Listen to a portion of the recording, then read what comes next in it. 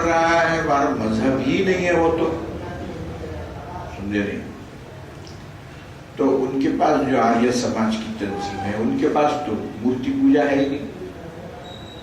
اصل ہندو تو وہ ہے، تو ان کے پاس نہیں ہے مورتی پوجا، اس کو سخت منع. ٹھیک ہے، جب نہیں ہے آپ کے پاس تو روکتے کیوں نہیں ہندو سماج کو؟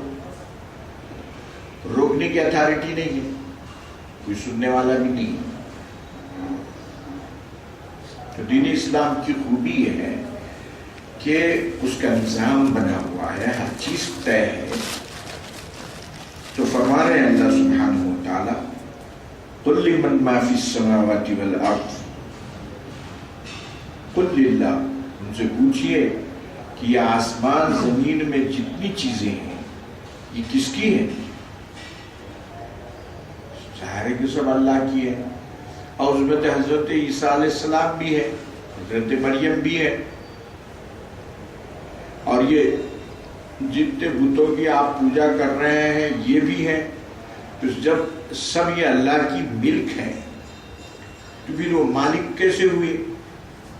جو خود کسی کی پراپرٹی ہے، ملک ہے، وہ مالک ہی کیسا ہوتا انہیں؟ پھر اس کی عبادت ہی کیسا ہوتی؟ جو مملوک ہے اس کی عبادت درست نہیں. کتب علی نفسہ الرحمہ، فرما رہے کہ کھلی نافرمانی ہو رہی ہے اللہ سبحانہ تعالیٰ کی، لیکن گرفت نہیں کرتا فوری، بلکہ توبہ اللہ کرنے والوں کو رحم و کرم سے نوازتا ہے. اس نے اپنے آپ پر رحم کو، رحمت کو فرض کر لیا ہے کہ جو رجوع ہوں گے ان کو التائبون، جیسے قرآن مجید میں مومنوں کی تعریف کی گئی ہے، التائبون العابدون الحامدون، کہ وہ مسلمان ایسے ہوتے ہیں اہل ایمان کہ جو توبہ کرتے ہیں. اور توبہ کے معنی یہ کہ اللہ سبحانہ تعالیٰ کی طرف رجوع ہوتے ہیں، گناہ کی معافی بھی چاہتے ہیں، اور تائبون کے معنی ریفر کرتے ہیں ہر معاملے میں کہ اس میں اللہ کی مرضی کیا ہے. لَيَجْمَعَنَّكُمْ إِلَىٰ يَوْمِ الْقِيَامَةِ لَا رَيْبَ فِيهِ. ٹھیک ہے، اللہ سبحانہ وتعالیٰ سب کو قیامت کے دن جمع کرے گا. الَّذِينَ خَسِرُوا أَنفُسَهُمْ، جن لوگوں نے اپنی صلاحیتوں کو کھو دیا، وَهُمْ لَا يُؤْمِنُونَ، جو سمجھنے کی صلاحیت کھو دیے، خیر و شر کی تمیز ان کے پاس ختم ہو گئی، یہ اچھا اور یہ برا، ایسی تمیز ختم ہو گئی، وہ ایمان میں لا سمجھی. ان کو شعور ہی نہیں رہا کہ یہ اچھی چیز ہے، یہ بری چیز ہے. تو پھر ایمان کیا لائیں گے ویسے لوگ؟ وَلَهُ مَا سَكَنَ فِي اللَّيْلِ وَالنَّهَارِ، اور سب اسی کی ملک ہے جو آسمان سے زمین، یہ تو مکان ہو گیا، اور زمان، رات اور دن، اس میں جتنے لوگ رہتے ہیں، جتنے مخلوقات رہتے ہیں، سب اسی کی ملک ہے. وَلَهُ، اور اسی کے لیے ہے جو کچھ کے قرار پایا ہوا ہے رات اور دن میں. یہ زمانہ ہے، اور زمین آسمان یہ مکان ہے. مکان و زمان میں جتنی چیزیں ہیں سب اللہ کی ملک ہے، اور یہ مملوک ہے اللہ سبحانہ تعالیٰ کی. وَهُوَ السَّمِيعُ الْعَلِيمُ، اور اسی کی ذات سننے والی، جاننے والی ہے. قُلْ أَغَيْرَ اللَّهِ يَتَّخِذُ وَلِيًّا فَاطِرَ السَّمَاوَاتِ وَالْأَرْضِ وَهُوَ يُطْعِمُ وَلَا يُطْعَمُ، اور ان سے کہہ دیجئے کیا ایسے خدا کو چھوڑ کر کسی اور کو میں اپنا سرپرست تسلیم کروں، جو آسمان و زمین کا پیدا کرنے والا ہے اور جو دوسروں کو کھلاتا ہے، خود کھاتا نہیں ہے. قُلْ إِنِّي أُمِرْتُ أَنْ أَكُونَ أَوَّلَ مَنْ أَسْلَمَ وَلَا تَكُونَنَّ مِنَ الْمُشْرِكِينَ، لہٰذا اس نے مجھے یہ حکم دیا ہے کہ میں سب سے پہلا آدمی وہ بنوں جو فرما بردار ہو جائے ان چیزوں کا، اور یہ کہ میں شرک کرنے والوں میں سے نہ ہو جاؤں. قُلْ إِنِّي أَخَافُ اللَّهَ أَخَافُ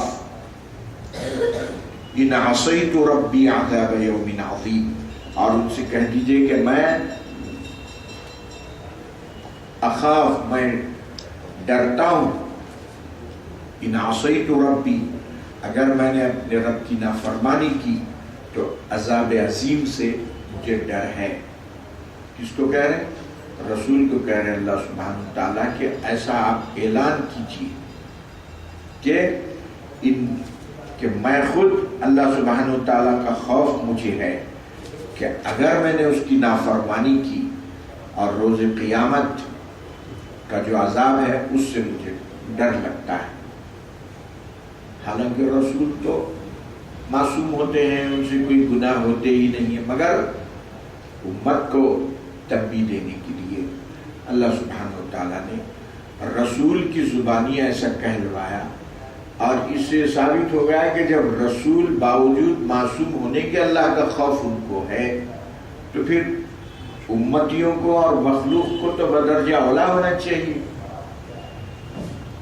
من یصرف عنہ، قیامت کا عذاب ایسی بلا ہے کہ جو اس سے ہٹا لیا گیا، فقط رحمہ، وہ رحم کیا گیا، وذالک الفوز المبین، اور یہی صاف ستھری کامیابی ہے کہ روز قیامت سے کوئی بچ گیا عذاب سے۔ وَإِن يَمْسَسْكَ اللَّهُ بِضُرٍّ، یہاں سے ایک ضابطہ اسلام نے دیا ہے، اور اس ضابطے کی وجہ سے ہی مسلمانوں میں ہمت ہے، طاقت ہے، اس ضابطے کی وجہ سے ہی اسلام آگے بڑھا، اس ضابطے کی وجہ سے مسلمانوں نے بڑے کارنامے انجام دیے، اور ایسی فکر اور ایسا عقیدہ مضبوط دے دیا کہ اسی سے کامیابی ہے۔ کیا فرمایا؟ وَإِن يَمْسَسْكَ اللَّهُ بِضُرٍّ، حضرت عبداللہ بن عباس کی روایت اس سلسلے مفسرین نے یہاں ذکر کیے کہ حضرت عبداللہ بن عباس رضی اللہ تعالیٰ عنہ، حضرت عباس کے بیٹے عبداللہ نام تھا، اور حضور کے زمانے میں یہ نوجوان آدمی تھے، 20-22 سال کی عمر کے تھے، تو انہوں نے بڑا استفادہ کیا حضور سے۔ حضرت عبداللہ بن عباس، عبداللہ بن مسعود، عبداللہ بن زبیر اور عبداللہ بن عمر، سب نوجوان لوگ تھے، تو ان لوگوں نے خوب استفادہ کیا حضور صلی اللہ علیہ وسلم سے، دین کو سمجھنے میں اور احادیث میں۔ تو ایک سے یہ حضرت عبداللہ بن عباس تفسیر کے معاملے میں اتھارٹی ہے، تفسیر ابن عباس۔ حضرت عبداللہ بن عمر یہ عالم ہو گیا تھا کہ مدینے میں حضرت عبداللہ بن، مکے میں حضرت عبداللہ بن عمر ہے، تو کوئی فتویٰ نہیں دے سکتا تھا، کوئی بات نہیں کر سکتا تھا دین کی، کہ عبداللہ بن عمر موجود ہے۔ حضرت عبداللہ بن مسعود رضی اللہ تعالیٰ عنہ کہ ایسا ان کی تلاوت اور ان کی فقہ کا علم ان کا ایسا کہ حضور صلی اللہ علیہ وسلم نے ان کو دعا دی تھی، اللہم فقہہ فی الدین، اے اللہ ان کو دین کی سمجھ عطا فرما، عبداللہ بن مسعود کو۔ تو اسی لیے فقہ حنفی کی جو بنیاد ہے عبداللہ بن مسعود کی روایات بھی اکثر ہے، کیونکہ صحابہ میں سارے کے سارے قابل صحابہ نہیں تھے، بہت سارے صحابہ،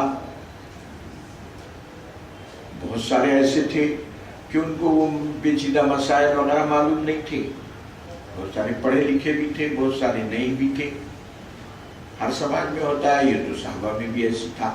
تو اس لیے حضرت عبداللہ بن مسعود رضی اللہ تعالیٰ عنہ کی جہاں روایت آ گئی تو امام اعظم ابو حنیفہ، ایک طرف عبداللہ بن مسعود کی ایک روایت ہے، دوسری طرف 100 صحابہ کی روایت ہے۔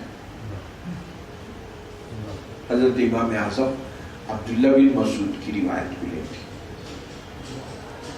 اور 100 صحابہ کی روایت جو یہ اہل علم نہیں ہے تو ان کی روایت کو حضرت امام اعظم ترجیح دیتے تھے۔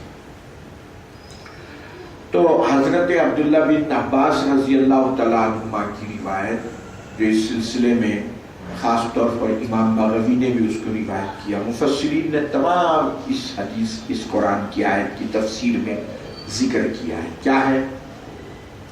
حضرت عبداللہ بن عباس رضی اللہ تعالیٰ عنہ فرماتے ہیں کہ ایک مرتبہ کنت ردیفا لرسول اللہ، میں حضور کے کا ردیف تھا، یعنی اونٹ پہ حضور کے پیٹ لگا کے بیٹھا ہوا تھا، اتنا قریب تھا میں۔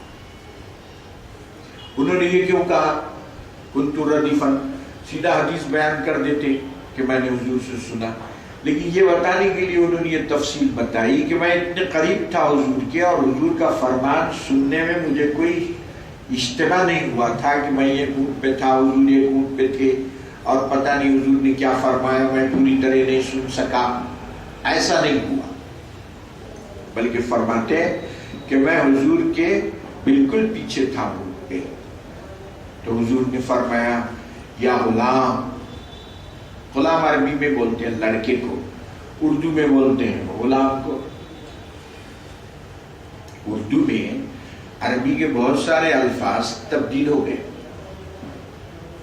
جلوس، جلس یجلس، جلوس کے معنی عربی میں بیٹھ جانا، جلسہ، جلوس، اور اردو میں جلوس کے معنی نہ صرف کھڑے ہونا بلکہ چلنا۔ اردو میں جلوس کے معنی بیٹھنے کے نہیں ہے، کھڑے بھی ہونا اور چلنا بھی، تو جلوس ہے۔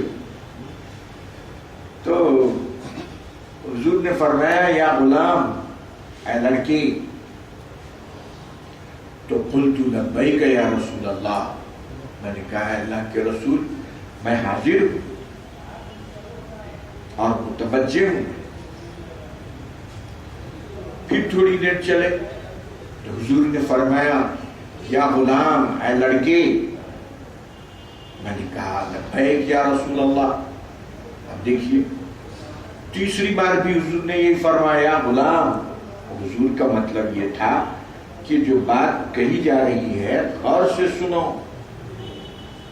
متوجہ ہے کہ نہیں ہے، یا پیچھے اونگ رہے ہیں، سو تو نہیں گئے ہیں، یا ادھر ادھر لاپرواہی سے تو نہیں دیکھ رہے ہو، یا میری بات کو عدم توجہی سے تو نہیں سنا جا رہا ہے۔